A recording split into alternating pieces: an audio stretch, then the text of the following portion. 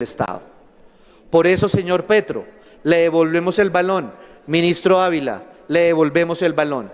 La propuesta es que no aprobemos más impuestos a los colombianos. No hay oportunidad, no hay momento, los colombianos están cansados. Reduzcan el gasto público, ajustense el cinturón, porque no es el momento para otra reforma tributaria. Gracias, presidente. Colombia amaneció con un nuevo estallido político. Las palabras de un senador encendieron la mecha de una controversia que ya venía oliendo a pólvora. En pleno debate sobre la inminente reforma tributaria, surgió una intervención cargada de advertencias, cifras alarmantes y acusaciones directas contra el manejo económico del gobierno. Un discurso que no solo agitó al petrismo, sino que desató un vendaval de dudas entre ciudadanos que sienten el bolsillo al borde del colapso. Esta vez no se trata de un simple choque partidista. El país entero está observando cómo la tensión fiscal se convierte en un campo minado que amenaza con estallar en cualquier momento. Aquí le voy a hablar a los colombianos, porque creo que todos están a la expectativa de una reforma tributaria para financiar una parte del presupuesto. El presidente Petro le envía una modificación de los impuestos al Congreso para financiar lo que él quiere para terminar su gobierno. En esta propuesta de archivo que hicimos con varios compañeros, le devolvemos el balón a Gustavo Petro y le decimos: presidente, no le ponga a pagar a los colombianos el mayor gasto, ahórrelo usted. En el 2003, el presidente Uribe, en esa época, hizo una reducción del gasto en 1,5% del PIB. Hoy hacer esa reducción del gasto en 1,5% del PIB, estamos hablando de mal contados 27 billones. El ministro de Hacienda en repetidas ocasiones nos ha dicho: ¿pero de dónde? La inflexibilidad del presupuesto es del 92%. Porque otros gobiernos se han podido. O para hablar de lo que está de moda, los aviones de Suecia. Argentina acaba de comprar 24 aviones a Estados Unidos con las mismas funciones que los aviones de Suecia, a un menor costo. Ahí podríamos ahorrarnos 13 billones de pesos. Pero para hablarle a los colombianos de manera clara, ¿por qué le decimos a Gustavo Petro: hombre, no le quite la plata del bolsillo de los colombianos? No es oportuno. No hay momento político para eso tampoco. Amarse el cinturón un poco y no gaste en embajadas, palacios, como lo hizo en Arabia Saudita. 5 razones concretas. Primero, el déficit fiscal. Colombianos, en sus casas, cuando ustedes gastan más de lo que les ingresa, ustedes tienen un déficit.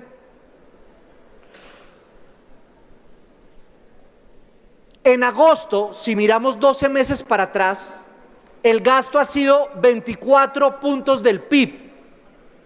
El PIB es todo lo que producen los colombianos en bienes y servicios al año. Si miramos un punto del PIB mal contado, son 18 billones de pesos.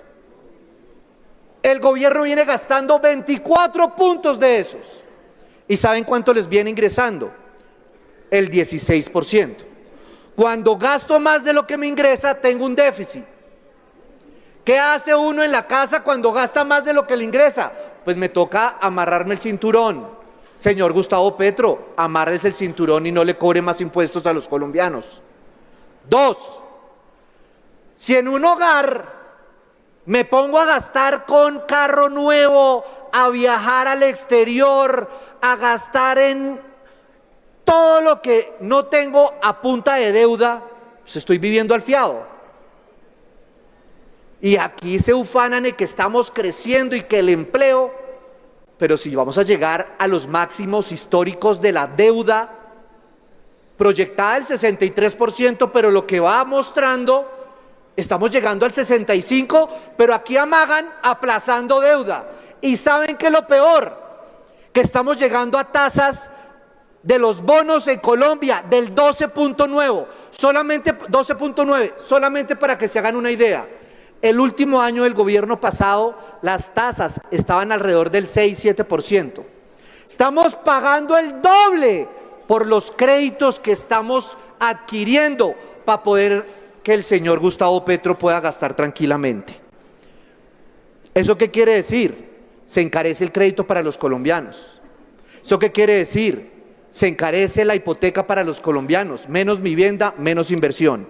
3, hace unos años en un foro, un ministro de Hacienda de este gobierno me gritaba y me regañaba que es que crecer, cuando Duque creció el país al 10.7% estaba mal porque eso era crecer a punta de consumo. ¿Ya cómo estamos creciendo hoy y a cuenta de qué? 2.8 a cuenta de consumo. Y no hay más fuentes de crecimiento, si no hay inversión, si no hay formación bruta de capital. Estamos creciendo solamente porque el Estado gasta y gasta y gasta. ¿Y esa plata de dónde viene? ¿Del cielo? ¿Llueve? ¿De dónde? Si no hay inversión, no hay otras fuentes de crecimiento. Y está la muestra, inversión extranjera directa, al mes de octubre cae el 18%. 4, energías alternativas. Comenzando gobierno, a los 2 meses le hicimos un debate a la ministra de Minas de su época, Irene Vélez, y le dijimos, nos van a dejar sin el pan y sin el queso. No hay una sola firma de un contrato de exploración de petróleo ni de carbón, ni de gas, perdón. Y la energía alternativa y la energía solar, y se ufanaban de eso. Solamente para que se hagan una idea, proyectos de energía solar en megavatios generados, lo esperado en el 2025 eran 3.517, van 57. 3.517 lo esperado este año, van 57. Y quinto, la demanda interna. Estamos gastando al 7.5 de gasto público y la inversión en el 2.9 y el crecimiento en el 2.8. Y el movimiento del año pasado a este año en demanda interna, en el consumo, porque dicen, no, pues están creciendo, las empresas se están vendiendo. Senador, ni más faltaba, tiene 3 minutos para terminar. Sin fuentes de crecimiento, porque lo único que mueve es el consumo y la demanda interna, al fiado y solamente con los servicios del Estado. Por eso, señor Petro, le devolvemos el balón. Ministro Ávila, le devolvemos el balón. La propuesta es que no aprobemos más impuestos a los colombianos. No hay oportunidad, no hay momento, los colombianos están cansados. Reduzcan el gasto público, ajustense el cinturón, porque no es el momento para otra reforma tributaria. Gracias, presidente. Gracias, querido senador. Tiene la palabra el honorable senador Efraín Cepeda. Voy a expresar las principales preocupaciones sobre esta ley de financiamiento y, para llamarla por su nombre castizo y entiendan los colombianos, es una reforma tributaria. Este proyecto habilita un nuevo gasto para corregir el exceso y la mala ejecución presupuestal. La prueba reina de que esto va directo al gasto es que el déficit fiscal se incrementa del 5,1 al 7%. De manera que aquí hay un espacio para el gasto y para el gasto de funcionamiento que viene creciendo en estos últimos años a más de 38 billones de pesos anuales, mientras la inversión crece menos de 5 billones de pesos. Es un desequilibrio. Y entre esos gastos hay 550.000 órdenes de prestación de servicio que ha inflado este gobierno, órdenes que realmente no tienen ningún tipo de función diferente a la función electoral, y allí hay que apretarse el cinturón. Ahora, ¿para qué quieren 16 billones si no ejecutan? La ejecución presupuestal de este gobierno llevó a que en el año 2024 se quedaran 80 billones de pesos en las arcas del Ministerio de Hacienda. Y este año, octubre, según cifras del mismo ministerio, van a 85 sin ejecutar. Y yo me pregunto, si se quedaron 80 billones en el 24 y no fueron capaces de ejecutarlo, ¿por qué no hablaron con alcaldes y gobernadores que tenían la posibilidad de hacerlo? 32 gobernadores, más de 1.100 alcaldes. Para ejecutar los 80 billones, no. Pero en el colmo de la centralización de este gobierno, prefirieron dejar guardados los 80 billones que girarlos alcaldes y gobernadores porque los consideran contrarios políticamente y con eso castigan a la población. Hay una desfinanciación también a los departamentos en el tema de licores y tabaco. ¿Y por qué? Porque incrementan el impuesto a los licores y tabaco, pero eso va para las arcas nacionales, mientras eso es un impuesto departamental. Eso va a disparar inmediatamente el contrabando, que hoy está en el 22%, y además de ese contrabando, de ese 22%, el 70% corresponde a productos adulterados. Ese contrabando se dispara inmediatamente, afectando las finanzas de los entes territoriales de los departamentos. Y hay departamentos como el Chocó, que dependen en el 82% de esos ingresos, como Córdoba, 62, 65. Además, el impuesto a la cerveza, que es canasta familiar, pues si bien lo suavizan de la reforma tributaria anterior, todavía el componente específico llega a 198 y ad valorem a 15, lo cual son entre 2 y 3 billones de pesos de recaudo que afectan la canasta familiar, porque es la canasta familiar la que se ve afectada. Tenemos también el tema del sector financiero y asegurador, que se incrementa el impuesto sobre la renta en el 50%. Si eso lo sumamos, el aumento del impuesto a los dividendos es 61%. ¿Qué va a pasar? El sector financiero inmediatamente va a trasladar eso a las tasas de interés, de manera que ustedes, colombianos, verán cuando le llegue, si aprobamos este proyecto, cuando le llegue el extracto de la tarjeta de crédito crecidito y abultadito.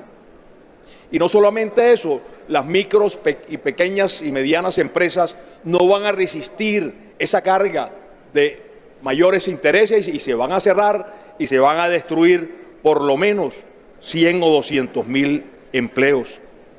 Aquí de lo que se trata es de que se reduzca el gasto de funcionamiento. El presupuesto del año entrante crece en 37 billones el gasto. Por eso la propuesta es que se reduzcan los 16 billones de pesos de esta reforma que vamos a negar aquí esta noche y que incrementen el gasto en 21 billones de pesos.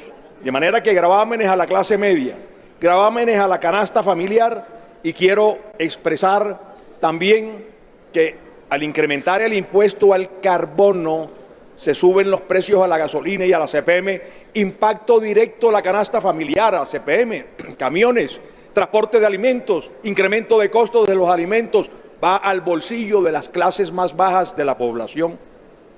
Además de eso, tenemos que se incrementa el precio de la gasolina.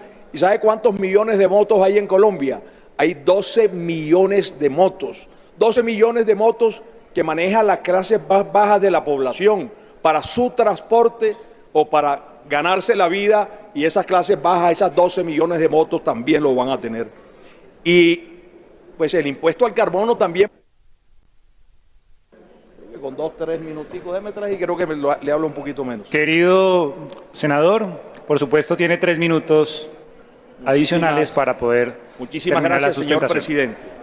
Entonces, tenemos que, esto va directamente a la gasolina de avión, y si eso lo sumamos a que se elimina la exención del IVA a servicios turísticos de extranjeros, pues vamos a tener allí un desestímulo al turismo en Colombia. Y aquí nos dijeron en este gobierno que es que el turismo va a reemplazar la exploración de petróleo o gas natural. Hoy no tenemos petróleo, tenemos déficit de gas natural y nos vamos a quedar también sin turismo. De manera que esa exploración del gas natural nos está llevando a la importación, que está subiendo año tras año. El año pasado fue 4%, este año el 20%, el año entrante el 30%, de manera que eso va directo también. Y la retención en la fuerte para la clase media. Un asalariado de 4.750.000, que es clase media, va a pagar 1,5% más de retención en la fuente. Esos son unos 42.000 pesos mensuales, unos 500.000 pesos al año. Y esos trabajadores son, y aquí se ha dicho que no se graba la clase media, ha dicho el gobierno, está escrito en el texto y aquí lo está grabando. Hay un desempleo, una tasa de desempleo que mes a mes se frota las manos el gobierno nacional diciendo que está bajando. No, vamos a mirar la letra pequeñita del DANE. Lo que incrementan son los trabajadores por cuenta propia. Se está destruyendo el empleo formal por el desprecio de este gobierno al sector privado, que no lo quiere dejar acercar. Por eso hoy no hay vivienda popular, por eso no hay subsidio en las tasas de interés del ICETEX, por eso se está destruyendo la salud y ellos van a pagar entonces 500.000 pesos al año. Y ese trabajador por cuenta propia es el que se incrementa, ese que el DANE le toca la puerta y pregunta por Pedro Pérez y dicen Pedro Pérez salió, debe tener un empleo por cuenta propia. De manera que estamos golpeando con esta reforma tributaria a la clase media, a las clases más bajas de la población y por eso lo vamos a votar negativamente. Muchísimas gracias, señor presidente. Gracias a usted, senador, por el buen uso del tiempo. Las declaraciones escuchadas en este debate no son un episodio aislado, sino un síntoma de un problema mucho más profundo, un país atrapado entre un gasto público que no cede, una economía que no despega y un Congreso convertido en árbitro de un pulso que, más que técnico, parece existencial. Las advertencias sobre déficit, endeudamiento, aumento de impuestos y desaceleración de la inversión no pueden despacharse como simple retórica opositora. Tampoco pueden asumirse como verdad absoluta. Son señales, ruidosas, incómodas, urgentes, de que algo no está funcionando en la maquinaria estatal. Las cifras lanzadas desde la oposición hablan de un gobierno que gasta más de lo que produce, de reformas que asfixiarían a la clase media, de créditos cada vez más costosos y de una economía movida a punta de deuda. El gobierno, por su parte, insiste en la necesidad de financiar programas sociales, cerrar brechas y sostener la inversión pública. ¿Quién tiene razón? Más allá del debate ideológico, lo que queda claro es que la ciudadanía se siente atrapada en medio de un forcejeo entre poderes que no terminan de responder a la pregunta esencial: ¿quién está pagando realmente el costo de estas decisiones? En este episodio, otra vez, es el ciudadano de a pie quien observa cómo las discusiones técnicas se transforman en trincheras políticas. Y mientras tanto, el país sigue acumulando dudas. ¿Estamos frente a una reforma que protege a las mayorías o a una que presiona aún más a quienes ya están al límite?